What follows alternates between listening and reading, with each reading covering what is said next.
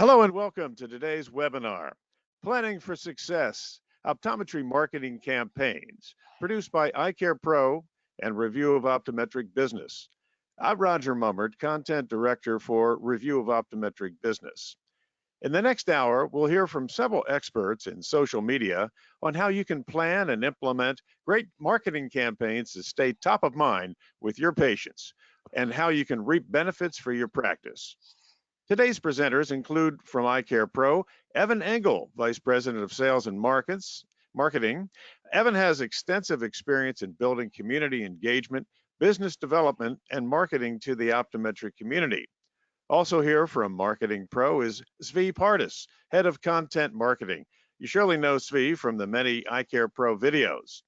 And now from the optometric community, we welcome Dr. Diane Canto-Sims, whose practice, Buena Vista Optical, is located in West Lawn, Illinois, on the south side of Chicago.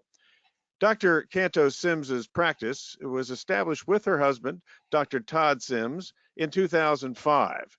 She has a mission to demystify the eyeball doctor, as she says, and she has branched out into designing frames, including frames for Latinas by a Latina. And Dr. Canto-Sims has been groundbreaking in her use of social media campaigns that spreads her message and builds her practice. Throughout our webinar, we welcome your input. At any time, you can write questions in the chat box on your screen, and we'll get to as many questions as time permits. And we're going to begin now with a recap of past webinars, which are archived on the EyeCarePro site. And now to provide that recap and begin our seminar, we welcome from EyeCarePro, Evan Engel. Thank you so much for joining us, and thank you, Roger. So just to go over real quick and briefly on the webinar that we did about the 4 stages of social media for practice, the goal was really to identify where your practice should be within the realm of social media. Every practice has the same needs, has the same resources, and the same capabilities. And we basically created this, made up structure, but to help a practice identify what kind of effort they should be putting into social media. And basically at stage 1, social media is not the major priority. Maybe you don't have an audience, maybe you don't have the time or resources in the practice to really implement social media. And so there we call that outsourcing, and it's really just making sure that you have things on your social media pages, but not necessarily putting a huge focus on it. The second stage is about documenting and not creating. It's about using your patients, your practice, your staff, what's going on in your community, and just really creating material that resonates and works on social media. Step 3 is about the technical aspects of social media and starting to create content that works more effectively, maybe video content, creating tags and the like. And the last one is a social practice, and that's really where Dr. Sims is, and that's a practice that really embraces social media as part of their growth strategy in all the different aspects and ways that can be done. And I will put the link in into the chat here for you to check out that webinar on our website as well. I'm going to pass the webinar over to Svi and Deanna, who are going to take it over from here. Thank you, Evan. And of course, when we're talking about, campaigns from a practice perspective, it's intimately tied into social media because that's an important avenue, not the only avenue, but it's an important avenue to be taking advantage of when you're getting that message out. So that brings us right to the point here. What is a campaign? As a practice, you want to get some kind of message out. And it could be related to an optical sale, it could be medical, it could be branding. There's lots of kinds of campaigns that you can run, but generally, as a broad definition, it's any kind of awareness initiative about anything that you're wanting to focus on, broadcast on multiple channels, and we're going to get into what that means, and aimed at a specific audience that you should have in mind before you get into it. And lastly, you also want to know what you want to get out of a given campaign before you go into it. Just saying, oh, I want to run a sale is not enough planning to run a really effective campaign. So, there's a lot that needs to go into it. A little bit of thought, though, can make it much more productive, better revenue, better results. And of course, you judge your results based on what your initial objective is. So there's essentially, there's 3 essentials for a campaign. You've got to have those clear objectives. you got to know your audience and who you're going after. And it may be general, your general patients, it may be parents, it may be the general public, but it could also be specific buyers, high spenders, it could be women, could be men, think about those things through. And obviously timing is important, not just when you launch a campaign, but also giving yourself enough time to properly plan a campaign. And you do want to plan a campaign properly if you want to succeed at it. Those objectives, as I mentioned, can be pretty broad. If you have an objective to build appointments, there's ways to do that. Typically, though, if it's just straight, I want you to book an appointment, that's more effective on the online presence SEO side when someone's looking for an eye doctor. A marketing campaign generally is more effective for awareness, for sales, for engagement and branding, some kind of call to action that you want people to respond to. And we'll get a little bit into that as we go along. So I'm going to hand this over to Dr. Canto here, because she knows her audience really well and creates really fantastic campaigns. So Doctor, please tell us a little bit about this campaign and audience building. Yes, absolutely. I'm so excited to be here with you guys talking about all things optometry and marketing. So marketing is important for our practice, right? We want to make sure that we have enough appointments, and we want to also serve our patients. So knowing our audience is extremely important. So for us, we are located on the south side of Chicago, and our mission has always been to help the Latino community see better so that they can do better. And so this is a slide where we did a blog where we talk to our patients about the importance of getting fitted with their eye care professional and not buying glasses online, right? And we made it a 6-part, which is why we called it a telenovela. And so our imaging and everything we use, our branding, is very specific to our audience, and the message and the copy that we write when we speak to our audience is also very specific. So I love the previous slide because it says basically, if you're talking to everyone, you're talking to no one. So make sure you know who your audience is so that you can talk to them and they feel that you're right there, next to them, talking to them, so that they pay attention. So yes, so this I love. So goals and audience. We need to define when we do a campaign what our goal is, right? If we want more patients for dry eye, we need to be specific on that. This slide is great because it really represents who we are, right? It instead of maybe just using images that are just cookie cutters that everyone reuses, use images that are unique to your practice. So here we see there's a video, I believe that's from Instagram, so we did an IG video. We're really into fashion and styling, so it's important that you use the images, the videos, the wording that is attracted by your ideal customer, your ideal patient, when you are going to do a campaign. Fantastic. Thank you, Doctor. And here we just to change pace a little bit, we're wanted to give an example of a lesser optical campaign and what medical messaging might look like. So here we have a campaign that's very specific about targeting parents, that's about children who are struggling, and it's actually was used on multiple channels. The idea, particularly for vision therapy practices, is let parents know if their child is struggling, there are options. So it's really aimed at parents, perhaps mothers. I'd like to think both, but social media tells us otherwise. And we have website slides, we have posts that are for social media in terms of Facebook, Instagram, email is also going to be, and we'll talk a little bit about the different transmission channels that, and again, something I want to stress is that any successful campaign has multiple touch points. You're effectively communicating the same message expressed differently on multiple channels, because people tend to need to experience a message in different ways before you're going to get their attention.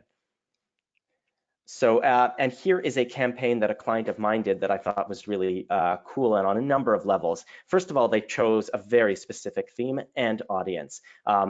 They wanted to have an event, showcasing and selling Tiffany frames. They had a vendor present. They got lots of great images together, but they wanted something more. So they made it a breakfast at Tiffany's kind of event where everyone had to dress up, in elegant attire. It was an evening thing. There was wine and cheese. They promoted this through video, through website, through email, through social media, and also on site during this thing, because it was a great event and a lot of people did show up and they were in the full attire. They took great images and even video of that and used that to help promote it during the event and also as material to promote the future event coming down. So this is an example of a very themed, specific, and focused event.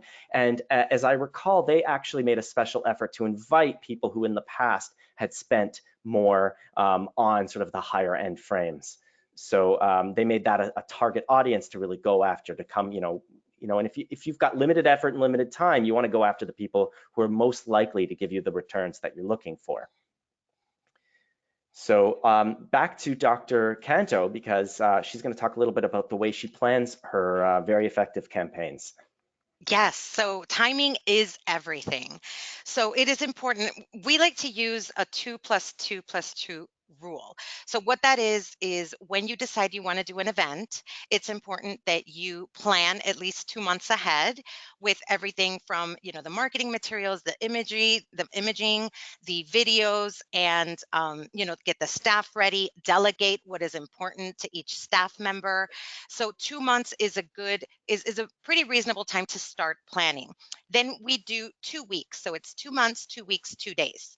2 weeks, we start really promoting. Maybe we boost some social media platforms and we start telling people to put it on their calendar. We invite them. We do signage both in store, in the optical, and all of our social media platforms. And then 2 days in advance, we massively promote the event, which is really important because it's in 2 days. So it's important that you do get organized when you do an event or a campaign. And planning is important. Don't think that if you're gonna, you're gonna go on live or the day before and then you're going to have a successful event. It does need planning. So put it on your marketing calendar and make sure that you involve your entire team, your entire staff, so that everyone is on the same page and they can also help promote. Can you unpack that a little bit, for me, like at the actual planning stage? What happens? You sit down, you want to run a campaign. Can you tell me a little bit about that process in-house? Sure. So I'll give an example that we did.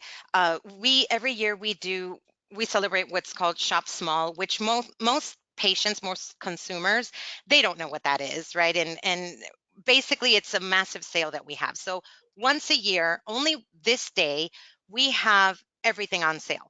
And our patients know, well, now it's very popular, but when we first started, we call it the most fantabulous sale of the year. And so every year we have a theme. Last year we did like a pinup theme and we started promoting it, even though a lot of our patients already know that we're going to have this sale. We started promoting and saying, this is the only day of the year where you can get a X amount of discount on every single collection in our optical. And so people start talking about it. They share it with their friends, with their family. They let their spouse know, I want to come to this event because this is what I want for Christmas. So we start planning. We decide what hashtags we're going to use, and we start promoting those hashtags. And, we call patients, we remind them. In some occasions, we have sent out targeted postcards to targeted patients that we know would love to take advantage of this sale. And again, not one person does this. We involve a handful of staff members to help us plan this event. Dr. Sims, just a quick question on that. I mean, a lot of practices have a challenge of getting their staff to get involved. So how do you get your staff to get excited about being part of the process of your marketing campaigns? Well, we have a very strong culture in our practice. I like to share with them. It's like, so Buena Vista Optical, I always tell them, uh, you need to feel like you own Buena Vista Optical, and Buena Vista Optical owns you. And obviously, not everyone is usually on board with that, but they know that when we have patients scheduled, when patients come to their appointment, uh, we're going to have more revenue, more sales, we're going to see more patients. And of course, that's going to benefit them, right? Because then they have the opportunity to work more hours. So I feel that you need to be uh, very clear on your core values in your practice and the culture of your practice, and really get them involved. I mean, that really starts from the hiring point, which is probably another webinar. But really, we have a really great staff that they are very involved. They know that the success of the practice is going to be the success for them. And so there's really not much that we say other than, this is the sale that we have. It only happens once a year. Tell your family and friends, tell our patients, and it really does go viral within our staff. Fantastic. And just I'll add that I sometimes am pretty blunt with practices that I work with when they ask. I'm having trouble getting staff excited about getting them involved in asking for reviews or promoting things or just being engaged. And I always say that you have to tie it directly to job security. The fact of the matter is a practice cannot survive without effectively marketing itself. And if you're not doing that, then job security is not stable. And that's for everyone. Right. You're in it together, or else or you might be out the door. Not necessarily that that's a threat to fire them, but the practice Right. itself depends on making revenue and growing, or else the future's uncertain.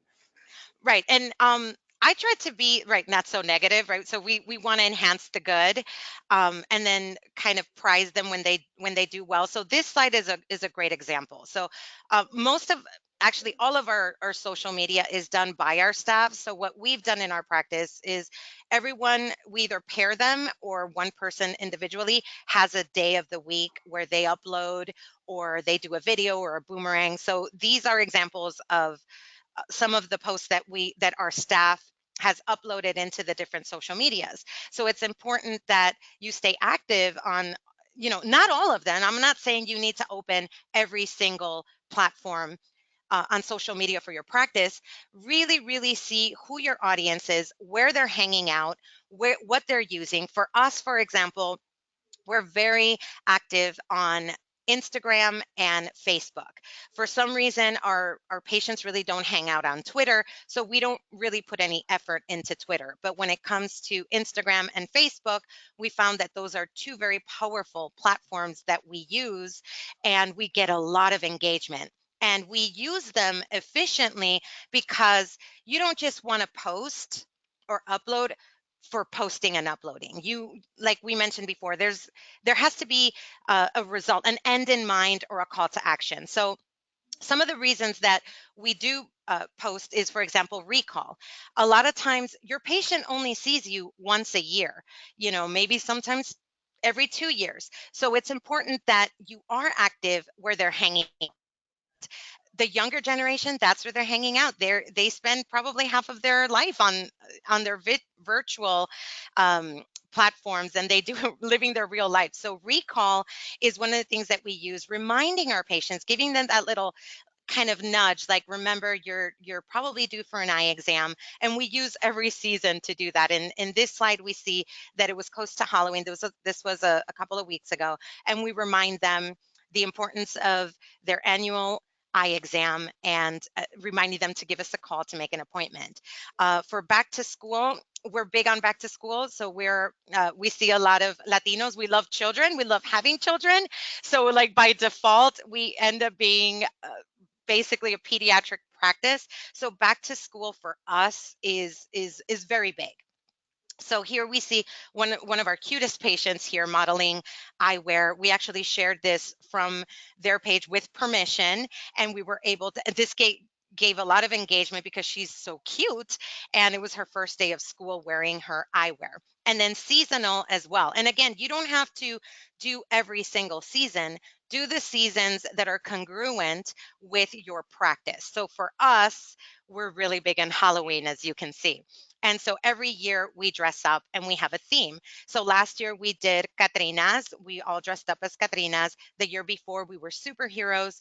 And we take video, we do boomerangs, we upload, and then we repurpose these and we use them.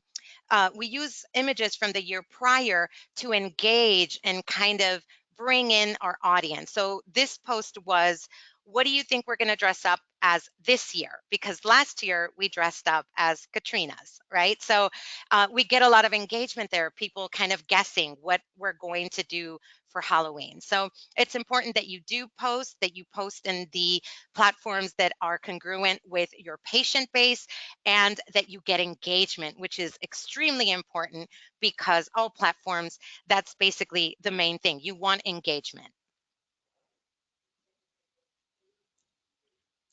Fantastic. And why don't you tell us, because everything you do is so guided by a very strong sense of your business brand identity, maybe talk a little bit for us about how brand encompasses the way you plan and launch a campaign. Yes. So obviously, nobody teaches us this in optometry school. Nobody teaches us about branding or running a practice. We learned it the hard way. One of the reasons that we knew that branding was so important was when we first opened, they would compare us to another local practice, and we were like, we're not having this.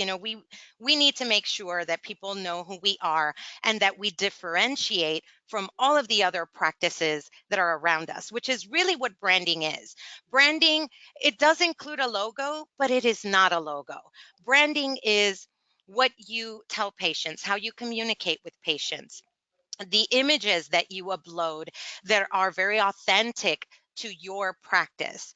Um, in our practice, some of the words that people describe our practice with is that we're funky, that we're cool. We're very, very into our heritage and our culture when we post, and people are attracted to that.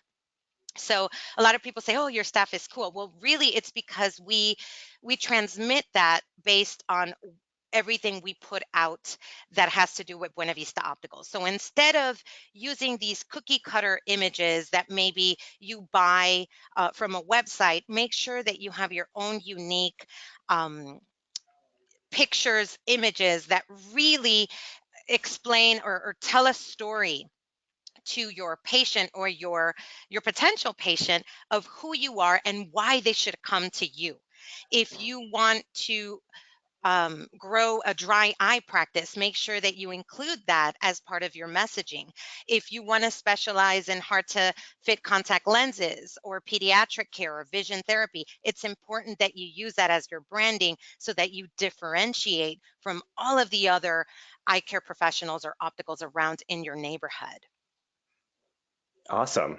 That was probably one of the best renditions of practice branding I have ever heard. And I love that it dovetails really well with everything we've been talking about social media and campaigns. With the work we do with our own clients, we want to give as strong an online presence as possible. But when it comes to effective posting on social media and effective branding, you've got to be engaged in-house. We're not there on site to take those organic, authentic, images and videos that really you have to be delegating and engaging staff with if you want a well-rounded, perfect online presence that involves that differentiation that's really so crucial. So that was fantastic. And that, leads me to want to just talk briefly, about the different channels you can choose and what those limiting factors are. And then I'm going to hand this back to you, Doctor. But basically, you want to have as many touch points as possible, something we've mentioned already, and that just means as many channels by which you're getting your message out there. However, your limiting factor is always going to be time and money. So you've got to also balance out the fact that you want to be as broadly public as possible, but also as effective as possible in that. So social media is obviously an important way to go. Email, and I'll talk about that a little bit more. A lot of practices ask us about direct mail. Honestly, I'm not a fan because it's expensive and it's hard to track.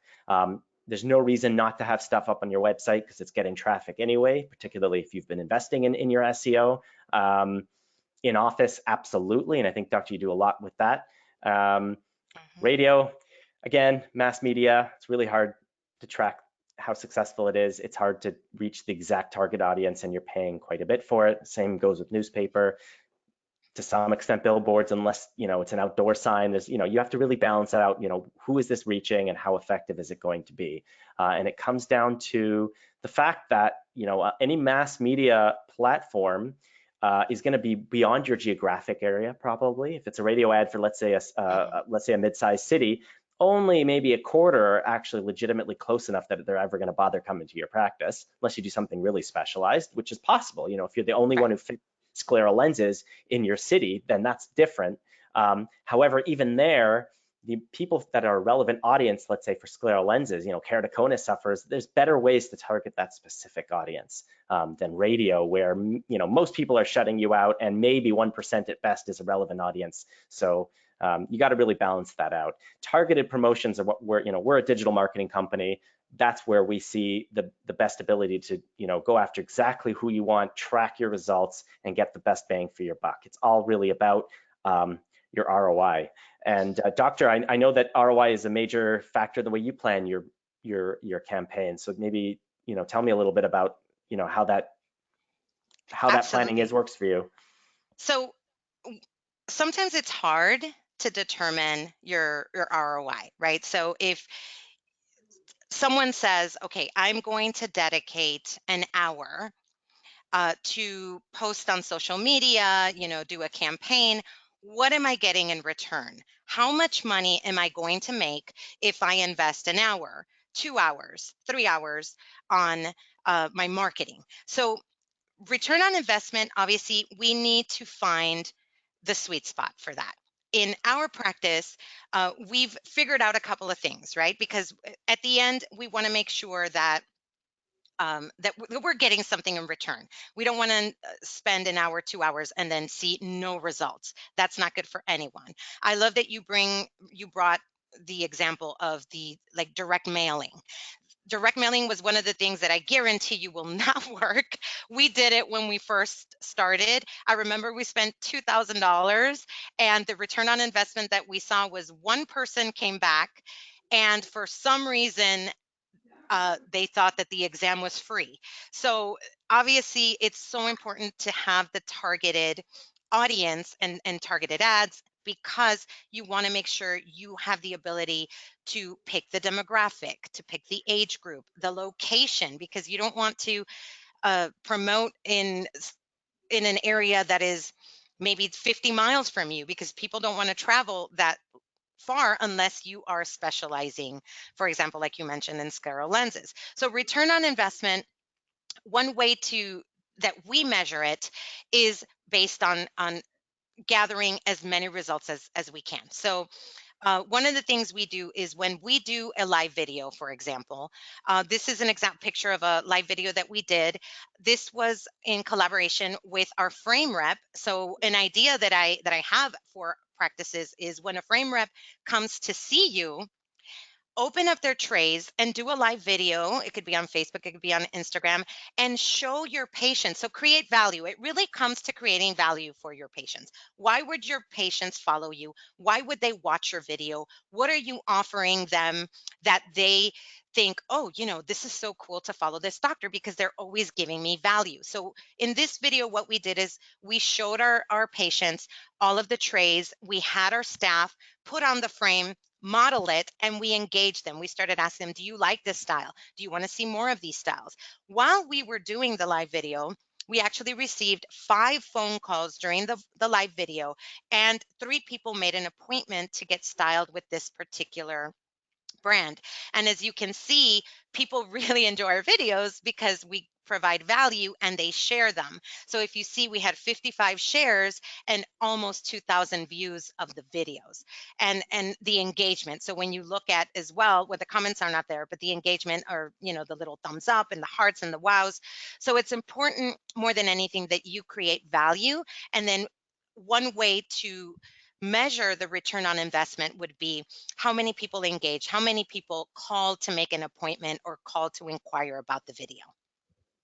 Doctor, one of the attendees asked the question, do you think that giveaways on social media have any benefit to your practice? That is an amazing question. And I believe there's a slide that I'm going to talk about that. I do believe it is very powerful if it is done right. And I'm going to share how we do it and the results that we had. And if, again, it was a collaboration, but we've also done it on our own. So I believe there's a slide coming up that I can tell you about the return on investment on a giveaway that we did that was very, very, very targeted to a specific collection of frames. Awesome, and I think we'll dive a little bit more into that because it does take a constant audience building to get that kind of leverage from social media. And I just want to briefly digress into something that we often get asked about here at EyeCarePro, and we do encourage our clients. It's not necessarily for every kind and every kind of messaging, but in general, email, when you are collecting your client emails, which you absolutely should be, is a very effective way to reach your existing patient base. So especially if it's a recall push, or it's a sale, or it's a specific list of your patients that you have segmented to those who are particularly prone to buy a specific kind of frame or specific price point of frame. It's very effective to reach people by email, particularly if you're not overdoing it. You don't want to be sending 5 emails a week, but 1 or 2 a month is absolutely fine. And especially if it's reminders of an event you're promoting, that's great.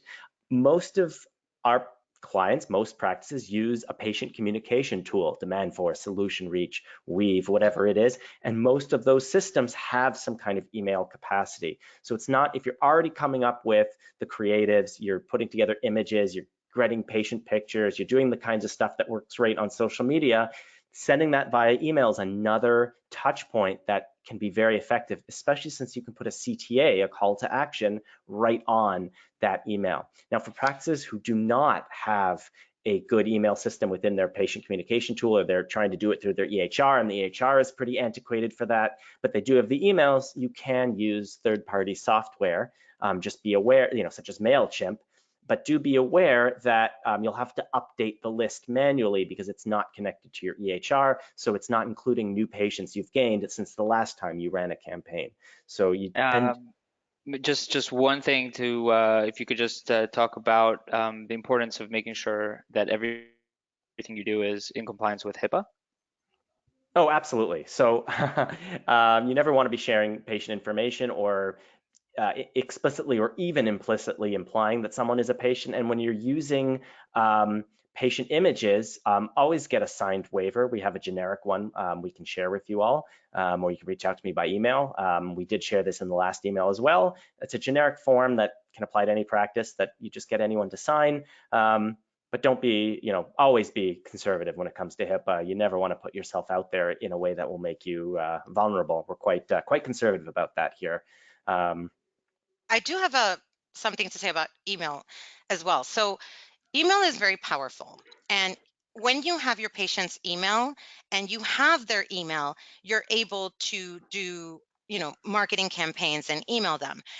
When you only and solely depend on a social media platform, you do not own that. So don't think that because you have 4,000 followers that you're only going to do, that platform, because you do not own that platform. If Facebook comes in and says, we're going to close your page because of whatever reason, you now lost all of those followers. Same thing with Instagram. So make sure that you capture email, because you can send out emails, notifications, recall cards, reminders to your patients when you have their email. But when you're only focusing on a social media platform that you do not own, that is very dangerous. So make sure that you start creating an email list so that you can start marketing directly to your patients and not depend on a third party that may say, yeah, we don't want to work with you anymore, so we're gonna, close this account. Fantastic. And I'll add to that, that you're constantly needing to build your audience. So, and worrying about those exact concerns, Doctor, that you just raised, make sure you're storing emails, but also don't ever wait until you have a campaign to suddenly be an engaged social media user. It takes constantly, working on that to build your audience. And that means being, a gracious member of the social media community, not just posting your own stuff, but interacting locally. I'll talk about that a little bit further on, but you want to be posting things pretty regularly that aren't promotional, that are fun and organic and show off who you are as a unique practice, which, Doctor, you've done a great job talking a lot about. But also tagging and sharing with others and posting to other local groups and tagging the people in the pictures. All of these things are important to make sure that people actually see what you're posting and build an audience. If you have 2 followers and are never using social media and suddenly you put a promotion up there, no one will see it. So that, just social media is an investment. It's investment in time, but it's well worth it because it's one of the most effective ways to brand yourself locally. Absolutely. And we have to start somewhere, right? So it's better to start now. So we've been doing it for a couple of years, but you have to start somewhere. And consistency is also key because, like you mentioned, if you're posting, 3 days in a row and then you disappear for 3 months, you're probably not going to get as much engagement. Absolutely. And you've got patients who love you generally. Most doctors do, at usually a 90+% rate. If you've managed to make it this far, you're pretty good, with the patient experience. Patients are a fantastic marketing asset too. If you engage your existing patients on social media, again, always being HIPAA compliant, but if a patient loves the new pair of glasses, snap a picture of that, post it, tag them, share it, as long as you get the permission. Right. And then their friends see it, and possibly their friends of friends seeing it, depends on security settings. And you're more likely, when patients see a promotion, since you're engaging with them regularly, they're more likely to in turn share and post and repost and engage with the stuff that you want promoted. So when it comes time for promotion, your patients are a phenomenal asset if you're engaging them on a regular basis. It also means that you're not generic in the back of their mind. You're not replaceable by any insert eye exam. Eye clinic. This is I want my doctor from my practice. They're awesome. You're always in the back of their mind. Someone's like, oh, do you know a good doctor? They're going to recommend you. There's so many benefits to constantly engaging your patients. And again, social media is the best way to do it because it's generally free to use unless you're promoting content, and I'll talk about that. But they're on it. That's where they all are. Families with young children, they're on social media. Mothers of young children, they're on social media. Everyone is on social media, particularly Facebook and Instagram for your target audience. And if a patient tags you, please reshare it, because it not only will it make the patient happy, but like you mentioned, they're going to get more exposure. They're of course with their permission, but if they tag you and you have the ability to reshare it in a story, do so, because patients love that. Absolutely. It's all part of being a gracious community member on social media. And what you put out there comes back. Yeah. So here we see the power of video. So we all know video is king, right? People, sometimes they're driving and they won't read something, but they'll definitely listen to a video. This video is a great example. So when I talked about creating value for your patients, why would your patients follow you? Why would they watch your videos or engage with you? So for us, we are very into all the new technology and lenses, new styles and frames. So this is an example of a video that we did when the new Transition Signature Gen 8 came out recently. So we did a video of an unboxing of the new lenses. And of course, we spoke about all of the new technology where they're 30% darker and they're faster. And we did a video showing how fast the fadeback was. We had so much engagement. People felt like they were missing out because they felt like they had the older generation transitions. And so now that the new generation transitions came out, they wanted an appointment. So video is so powerful when you're providing value to your patients and you're actually showing them the new technology. If you get a new equipment and you want to show patients, talk about it. Tell them what it does. If they know that you have new equipment, and that you're on top of technology, they're more likely to want to come to you because they know that you're on top of all of the new things in the optical world.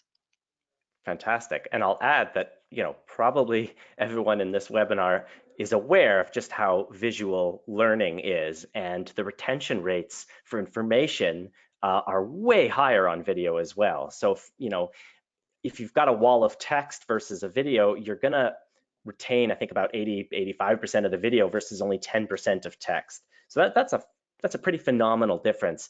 It gets people's attention. People love video. It's great on your website. It's phenomenal on social media. It does great things for your online presence when you post it to YouTube, which Google indexes. Just all around, video is fantastic. And it doesn't have to be specific to a promotion. It can be very much focused on medical messaging, establishing your expertise. You want to talk locally about, vision therapy. You want to talk locally about scleral lenses, or you want to talk locally about the most, fantastic new lens that you're so happy to be offering your patients. Video is definitely your friend for doing that. And Doctor, you do a lot with Facebook Live. Do you want to just mention briefly, what you find so useful about Facebook Live? Absolutely. So Facebook pushes their live video because they own that video. What a lot of people may not know is that you have the ability to download that video that you just went live on and repurpose it into all different platforms. You can download it or upload it as an IGTV. You can upload it into your YouTube channel. You can share it on your Twitter. So Facebook Live for us works very, very well based on our demographics. We've noticed that Facebook is really popular with our patients. Instagram as well. It seems like there's a tie now, but in the past it was more Facebook. So when we go live, Facebook will gather your audience because they are really into you doing Facebook Live. So what we found was that we get a really good return on investment with Facebook Live because we go live and the phones start ringing. So we know that if once we go live, people know we're live. Sometimes we'll do a short video saying we're going to go live in 3 to 5 minutes. Make sure that you're on when, because we're going to talk about XYZ, like we did with this video for transitions. It's like there's a new transition Gen 8 and we're going to show you all about it. Stay tuned. And we did that in a live video. So by the time we started our official transition Gen 8 video live, we actually had a couple of people that were waiting for that video.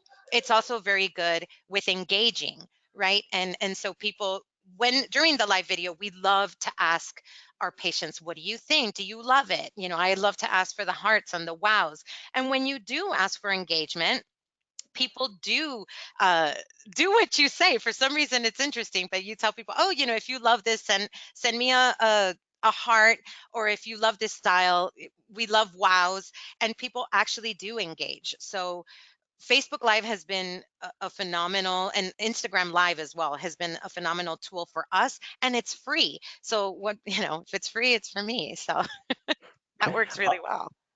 I'll add to that one of the benefits as well, Facebook changed their algorithm about 2.5 years ago, where it used to be if anyone liked your page, they would see your updates. But now, unless they are actively engaged with your page, they don't necessarily see their updates. Facebook is wanting you to spend money to promote material. But Facebook Live is self-promoting without putting money in it, meaning anyone who's liked your page or follows your page will see a little message if they're on Facebook that, Dr. Canto is on Facebook Live right now, and they just click and it pops right up, and that grabs people's attention and they will watch it. So that's a serious benefit of Facebook Live versus other forms, even a video on Facebook. Doctor, we have a question. Length of the video. Do you have any kind of, how long should a live event be, or how long should videos be in general? So we have done our own analysis, and for Facebook Live, you usually want to go for at least 8 minutes from 8 to 13 minutes we found is our sweet spot. If you go for like maybe just 3 minutes, you don't, it doesn't give Facebook enough time to gather your audience and engage them. So at the same time, you have to be very careful to not just ramble and, be on live to be on live.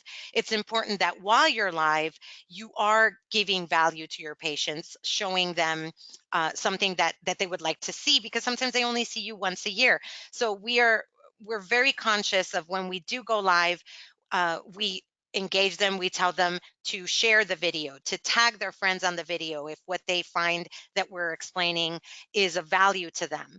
So length, I would say at least, no less than 5 minutes on a live, but then don't go on for an hour. Maybe 13 minutes I found that it's a pretty sweet spot. Fantastic.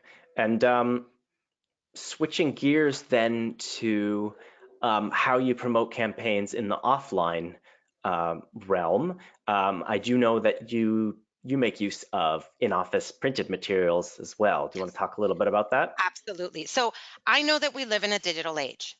And I also know that we're trying to save as many trees as we want, trying to not do print. However, when you send out a text or an email, either it be a recall or for an event, people will delete that and it will be lost forever. And they'll never see it again. They'll forget about it. But with in-office material, with something tangible, you have the ability to give that to the patient. For us, for example, like this is a great example for transitions. A lot of times when the new transitions colors came out, we would tell the patient about it, and then maybe a parent would say, well, I'm not sure if I want to do that, I need to speak with my husband. And so we would give them the printed material about the information, which I know you guys are doing some printed material, but I'm going to plug into, there are so many other resources as well. Like I know the AOA has resources, transitionspro.com has a website filled with resources, both print and digital. And so what we do is when you hand over in-office material, that is something that they can take with them. So I'll give an example that of the power of in-office material.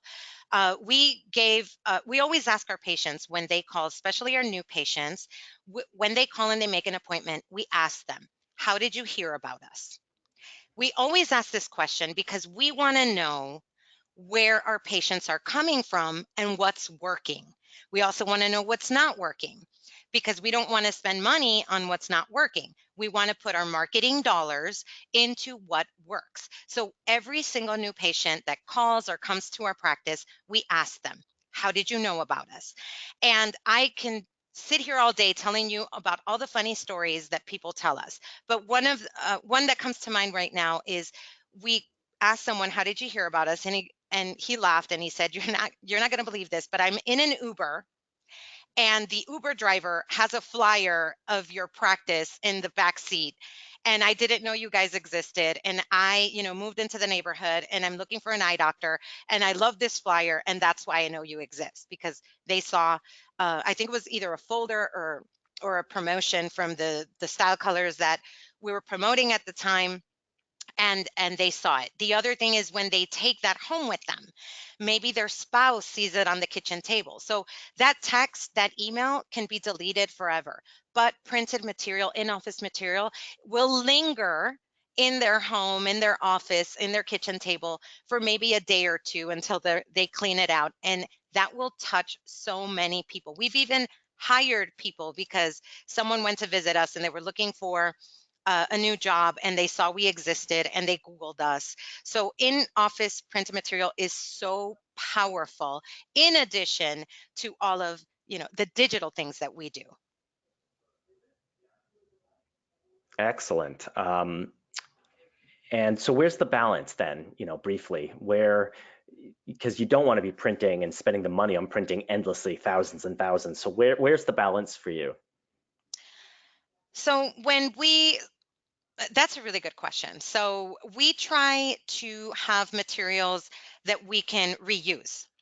right? So if we do, let's say, a printed material of the most fantabulous sale of the year, we don't put the date on it, so that we can either, manually put the date or print out a sticker and put the date. So if you're going to do printed materials, we like to be able to reuse it for different dates. Obviously, sometimes volume, you get it cheaper in volume.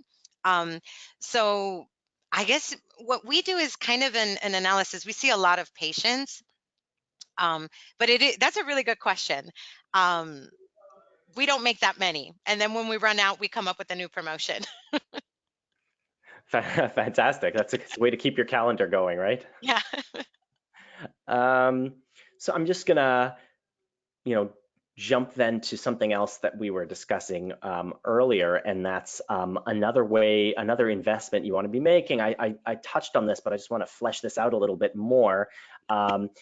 People, influencer and co-marketing, people tend to think of an influencer as you find a YouTuber with 10,000 followers and hire them to promote you. That is one kind of influencer marketing, but a more organic way is just to, as I mentioned, if you are recognizing the karmic nature of social media, that if you're a gracious, engaged citizen, others are gracious and engaged with you. There's ways to leverage that in a more focused way. So here we have a practice that actually partnered with other local health professionals, a dermatology clinic, and did a community event that was, well received with Walnut Creek Elementary, as you can see in the text here. By holding that kind of thank you event, it gives them a lot of brand recognition. But every organization in there is getting shared by each other. So all the patients of one are seeing this post from the other. People who are following the school Facebook are seeing this is amazing branding and public relations building that's going on a super local level. And being engaged with local businesses, complementary industries, other health providers can be really important. A lot of practices that we work with, we encourage them, if they're already involved, to make sure that they're documenting this stuff.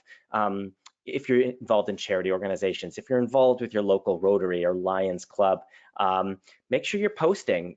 You're posting and you're sharing and you're adding and you're hashtagging and you're tagging the individuals involved, because then people who follow one page are learning about you. Not all of them will be in your immediate area, but a fair number will be if you keep this local. So, local chapter of Rotary is why I bring that up, because it is highly local. These are people who could all be potential patients and customers. So the more, go sorry, for it, Evan. just to add in like another kind of facet would be that a lot of people are in local groups, whether it's a local moms group or just a local community group. If you are just going onto that group to post about your business, that's going to be ungracious citizen of social media, as Svi would say.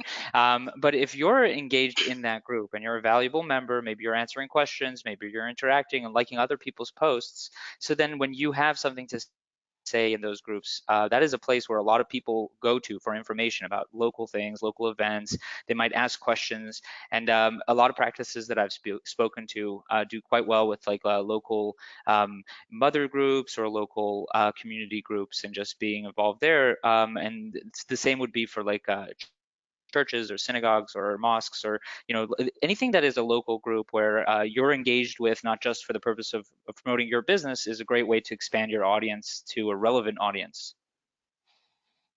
Exactly. Couldn't have said it better. Thank you, Evan. And I think we also often, our clients, we do help them design their campaigns and promote their social media, but they often will ask us, well, should we be promoting? So I want to just talk a little bit about that. I think it's important to keep in mind that if you're not involved in social media generally and your content is not really geared towards social media, promoting it only helps one person, and that's Mark Zuckerberg, if we're talking about Facebook. Facebook makes it very easy to promote. You should sponsor this, you should boost this post. You see that all the time.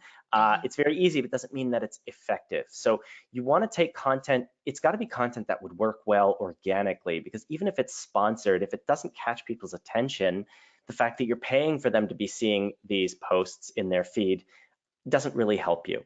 However, if it's good content that you've planned and you've put the thought into it, There are benefits to posting it, particularly if you haven't yet built up the size of audience that you want, because you can target. You can target very specifically. Don't leave Facebook to its defaults. It's very easy to use this interface. I'm using Facebook as an example because it's very easy. And generally, if you're going to do social media on one platform, it should be Facebook. Perhaps Instagram, but I would say if you have to choose one, it's better to do one well than many badly. But you can target by age, hyper locally by, let's say a 5-mile radius, depending on what you're promoting, and interests. So if it's an interest locally in a specific fashion brand, and a specific age, if you want mothers who are between the ages of say 30 and 50, you can do that. You can very much do that. And if you set a limited budget on 2 different ads, you can also do what's called a split test. Put a little bit of budget into one kind, put a little bit of budget into another kind, and test out which does well. And always save your audiences. And then the cool thing you can do on Facebook is to actually upload that email list and make sure that attempt as best as possible that people on your email list are seeing that ad. There are some limitations to medical messaging that way, but Facebook will walk you through that. It's pretty forgiving. They generally, if they allow interference in political campaigns, it's maybe not so difficult to do some local promotion. And always hold on to audiences that have worked well. People who are high engagers, take note of that. And log everything. Save your data is always crucial, especially if you're putting money into it. But paid promotion isn't necessarily for everyone. And Dr. Canto, you don't use paid ads so often, but you do occasionally. Is that right? We do. So this is a perfect example of a collaboration that we did with our sales rep. So we did a collaboration with our co-op dollars for D Regal Rem, which is the company that distributes the Carolina Herrera collection of frames. So this was a phenomenal paid ad that we did. We promoted this for, I believe it was a month, and here's where the giveaway started. So we thought, again, a lot of people, you want engagement, and the truth is people like free things, right? They will follow you because they love you, because they think you are the best optometrist in town. But it always helps if you're going to give something away, right? People like free things. So what we decided to do was collaborate with our frame rep and do a targeting paid ad with Carolina Herrera. So what we did is we collaborated with them. They got us this gift set of Carolina Herrera that we were going to give as a giveaway. And we went live. And not only did we talk about who Carolina Herrera was, we engaged our patients to share the video.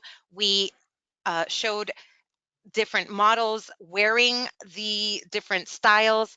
And what happened, or the return on investment that we got after a month, was first of all, during the call, we got 3 calls during the video, and they made an appointment because they were so excited about the new styles.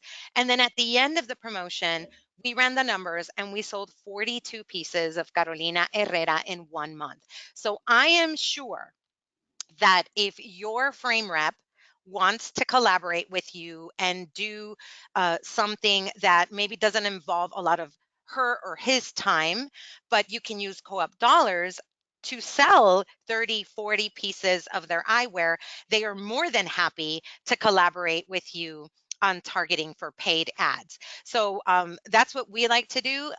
Everything, I want to say probably 95% of what we do is 100% organic. We get a lot of engagement that way, but we also understand that we've built our social media platforms for years. But everyone needs to start somewhere. And I believe that collaborating with your frame rep, with your lab rep, with your Zeiss rep, or whatever rep you have a conversation with them. How can you engage them into collaborating with you so that you can also do something on social media? Because it's a win-win. They're going to win, you're going to win, your patients are going to win, everyone's going to win. So I highly recommend that you reach out and ask your reps, all of your reps, how can we collaborate to do better? Awesome. I'm always, when talking to clients, telling them if they're interested in promoting an optical frame line, they need to talk to their rep and see what they can, how they can collaborate. It's a fantastic point. And sometimes it tells you, if your rep is the right person to be working with, if they're really unengaged also, and that can be a problem also, especially if, but generally they're absolutely interested in selling also. So it's totally that win-win that you describe, and they have the latest marketing materials, and they're from companies that put millions of dollars into that, so you might as well take advantage, when that's relevant. But again, as you've been driving home, the fact is that the more in-house and organic and spontaneous it is, the more effective it is, particularly on social media, because people aren't looking for marketing on social media. They are looking for the real McCoy. So One example of partnering with frame reps that's been successful is a practice of mine would reach out to their frame reps and ask them for a giveaway every month, and then every single month they would run a Facebook and Instagram promotion and saying, like and share this post in order to enter to win, and then they would get the freebie from their rep. And that's a great way to start. If you don't have an audience, that's a great way to start building an audience. And just to point out from the previous slide is that the best ads are always going to be the best organic content too. And so Facebook Live has been super successful for Dr. Sims, and therefore it's going to be a very successful ad campaign too, because it's going, it works, then it's good to put money into that. fantastic. Also awesome, and also very true. And at this point, I want to just throw out there that EyeCarePro has a broad library all in one place of ebooks, webinars, and blogs that cover a lot of these topics. Excellent library of ebooks, if I do say so myself, having written a lot of them. And they're there. We want practices to thrive and succeed. And at this point, I'd love to open it to questions, open the floor to any questions that any of you have about anything we've touched on, from social media to campaign planning. It can be for me, it can be for the doctor, it can be for Evan. So, you can raise your hand virtually or enter your question right into the question pane or into the chat, and we'd love to hear from you.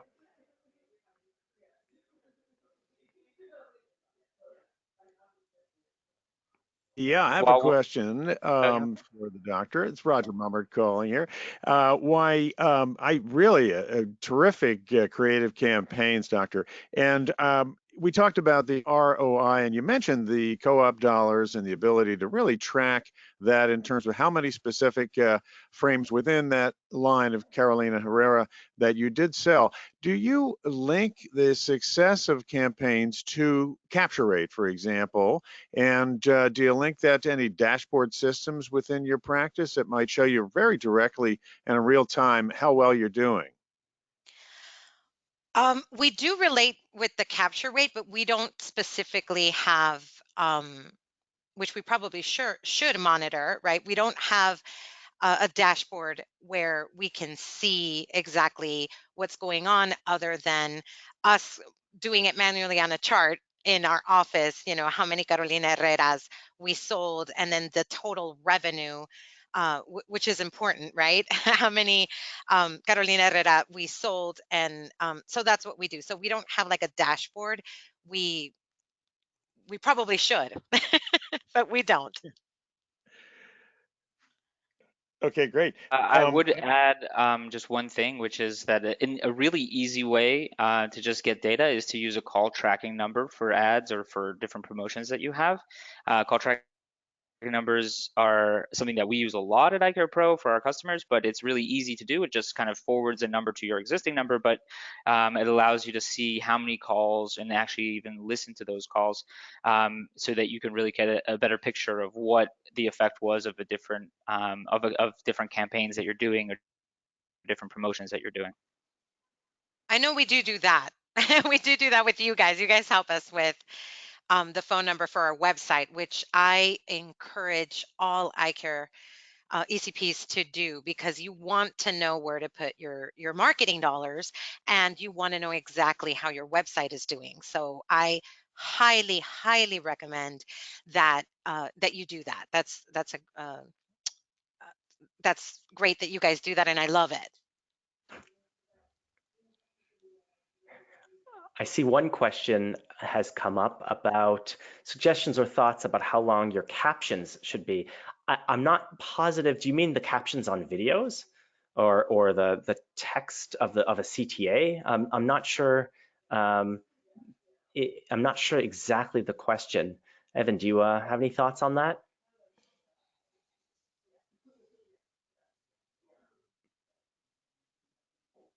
Oh, I You was with on us, mute. Evan? Sorry, yeah. So they responded that they're interested in the actual post itself. How long should the text of the post be? Do I have specific thoughts? The general consensus is that longer is a little bit better than shorter. But in all things that you do online or marketing wise, it's always about providing valuable information, and that should be the guiding factor of how long it should be, rather than just trying to, like, win over the system. If you have what to say, and that's going to be the best thing. But it's always better to put some text than no text, and a little longer than a little shorter. But always include, with the @ symbol, always include individuals, interested individuals, and groups that you want to appear for, as long as you're a participant member and a gracious community member. That text is also very useful for that, as we saw in one of those earlier examples here. Like you see on this one, they added professional vision care and universal dermatology. Probably they should have added the Walnut Creek Elementary School as well. But that's an important use of this space here. And I do want to reiterate the fact of the call to action, because if you take this beautiful, gorgeous picture, or upload a beautiful video, and you say, look at this beautiful eyewear, and that's all you say, and there's no call to action, again, graciously, right, providing value, instead of saying, oh, look at our new frames, that call us for an appointment.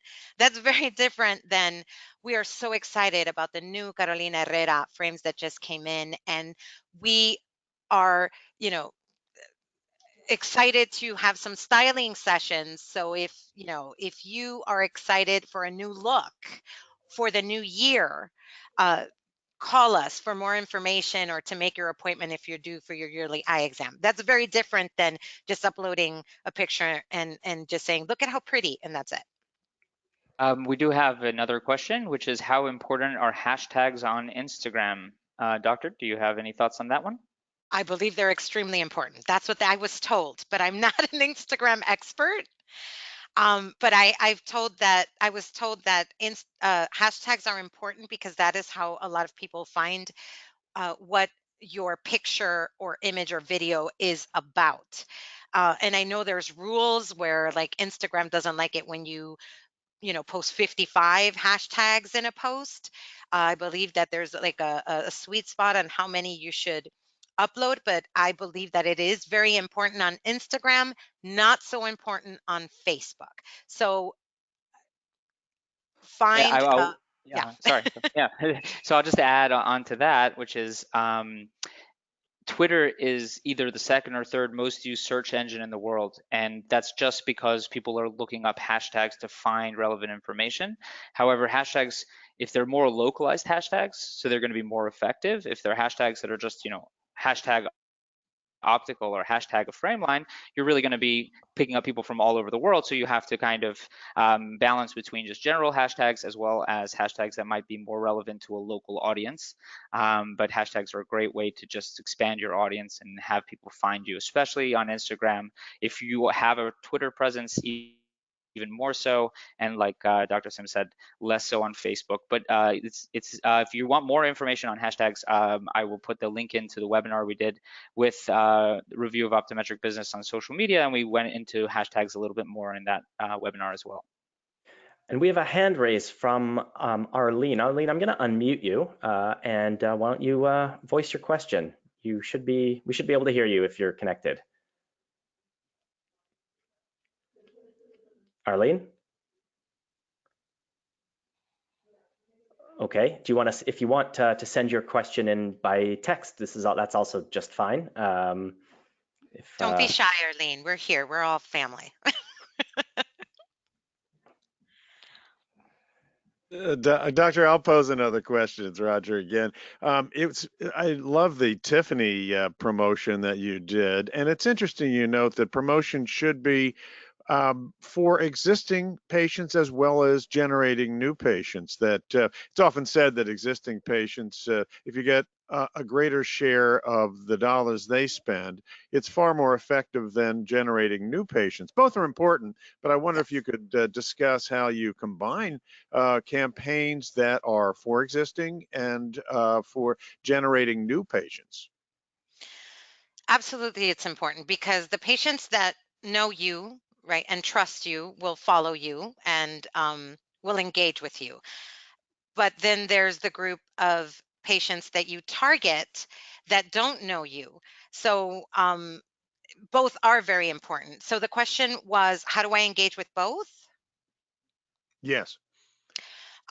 So I would say probably with the paid advertisement or boost is going to help you capture the people that don't follow you. And the nice thing about that is that you can really laser focus on who you want to target. So obviously you want to target your ideal demographic, your ideal patient, and the area, the zip codes in where your practice is, the zip codes that are close to your practice. I believe you can also kind of focus on certain brands that your ideal patient or customer follows. So I believe that you have a better way of capturing new patients when you do paid, but we've also been able to do that organically. Uh, One powerful way that we do it is by telling our patients during a live video or in a post to tag someone that they believe they would find value in what we just posted.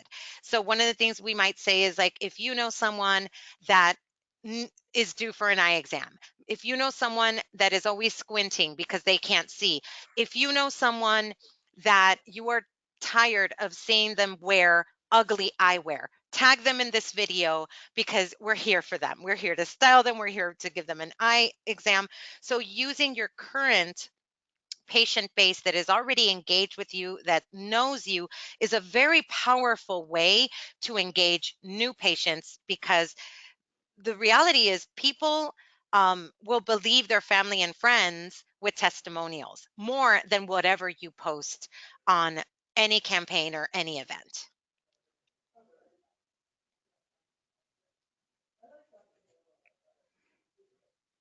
Fantastic. So I know I've said that a lot, but everything you've said has been fantastic. Oh, thank you. It's been a pleasure, everybody, and I want to personally, from EyeCarePro, thank Dr. Sims and Dr. Canto-Sims for joining us. We'd love to work with you, and also thank Roger Mummert from Jobson's Review of Optometric Business. We really enjoy working with you guys as well. And thank you, everybody. If you have any further questions we didn't get to, by all means, you can shoot me an email. I'm happy to have a conversation or just shoot you an answer, shoot you some resources. We've got some great resources online. I suggest you check them out if you haven't yet.